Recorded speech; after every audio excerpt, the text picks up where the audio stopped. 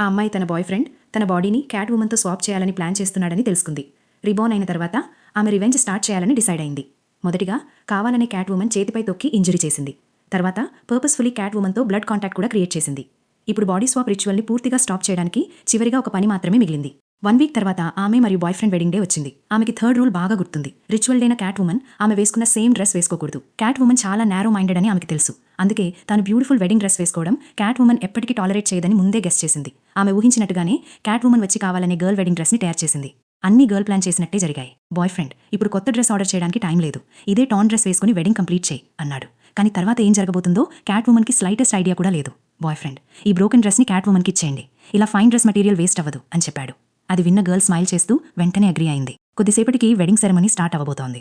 Bye friend secretly wizard దగ్గరకు వెళ్లి ritual తప్పకుండా సక్సెస్ కావాలి అని చెప్పాడు. బ్రైడ్ని వెల్కమ్ చేయడానికి అందరూ రెడీ అవుతుండగా గర్ల్ స్టేజ్ మీద ఉన్న విజర్డ్ని వెంటనే నోటీస్ చేసింది. అక్కడ బాడీ స్వాప్ రిచువల్ కోసం ప్రిపేర్ చేసిన ప్రాప్స్ అన్నీ కనిపించాయి. గర్ల్కి అప్పటికే క్యాట్ ఉమన్ ఆ బ్రోకెన్ డ్రెస్ వేసుకుందని అనిపించింది. కానీ చూసేసరికి క్యాట్ ఉమన్ ఇంకా డ్రెస్ వేసుకోలేదు. అందుకే గర్ల్ కావాలనే క్యాట్ ఉమన్ ఇంకా డ్రెస్ ఎందుకు వేసుకోలేదు అని బాయ్ ఫ్రెండ్ని అడిగింది. బాయ్ ఫ్రెండ్ వెంటనే అదే క్వశ్చన్ క్యాట్ ఉమన్ని అడిగాడు. క్యాట్ ఉమన్ డ్రెస్ ఇంకా రెడీ కాలేదు అని ఎక్స్క్యూజ్ చెప్పింది. లకిలీ అదే సమయంలో డ్రెస్ డిజైనర్ మోడిఫైడ్ డ్రెస్ తీసుకుని వచ్చాడు. బాయ్ ఫ్రెండ్ వెంటనే త్వరగా ఈ డ్రెస్ వేసుకో అని క్యాట్ ఉమన్కి చెప్పాడు. కొత్త డ్రెస్ వేసుకున్న క్యాట్ ఉమన్ చాలా హ్యాపీగా ఫీల్ అయింది. అప్పుడే విజర్డ్కి ఒక్కసారిగా అర్థమైంది క్యాట్ ఉమన్ 3 ఫర్బిడెన్ రూల్స్ అన్ని బ్రేక్ చేసిందని.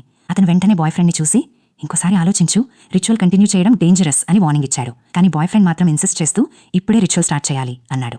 చివరికి విజర్డ్కి మరో ఆప్షన్ లేక స్పెల్ కాస్ట్ చేసి రిచువల్ ప్రారంభించాడు. నెక్స్ట్ సెకండ్ రిచువల్ ప్రాప్స్ అన్నీ యాక్టివేట్ అయ్యాయి. బాయ్ ఫ్రెండ్ మరియు క్యాట్ ఉమన్ ఇద్దరూ తమ ప్లాన్ సక్సెస్ అవుతుందని హ్యాపీగా అనుకున్నారు. కానీ గర్ల్కి మాత్రం తన రివెంజ్ ఫైనలీ కంప్లీట్ అవ్వబోతుందని తెలుసు. అన్ఎక్స్పెక్టెడ్గా విజర్డ్ రిచువల్ వెంటనే ఫెయిల్ అయిపోయింది. క్యాట్ ఉమన్ అక్కడికక్కడే పెయిన్తో కేకలు వేస్తూ డిసపియర్ అయింది. అది చూసిన బాయ్ ఫ్రెండ్ ఫ్యూరియస్ అయి ఏం తప్పు జరిగింది అని విజర్డ్ పై అరిచాడు. విజర్డ్ చెక్ చేసి రిచువల్ పూర్తిగా ఫెయిల్ అయింది అని చెప్పాడు. కానీ బాయ్ ఫ్రెండ్ మాత్రం క్యాట్ ఉమన్ నిజంగా డిసపియర్ అయిందని బిలీవ్ చేయలేదు. ఆమె ప్రాంక్ చేస్తోంది అనుకున్నాడు. అప్పుడు ఫైనలీ గర్ల్ ముఖంపై సాటిస్ఫైడ్ స్మైల్ కనిపించింది. ఆమె రివెంజ్ ప్లాన్ పూర్తిగా సక్సెస్ఫుల్ అయింది. కానీ ఆమె అక్కడితో ఆగాలనుకోలేదు. క్యాట్ ఉమన్ తన చేసిన క్రైమ్స్కి పనిష్మెంట్ పొందాలని, అలాగే తన బాయ్ ఫ్రెండ్ తనను ఉపయోగించి సంపాదించిన ప్రతిదీ తిరిగి ఇవ్వాలని ఆమె డిసైడ్ అయింది.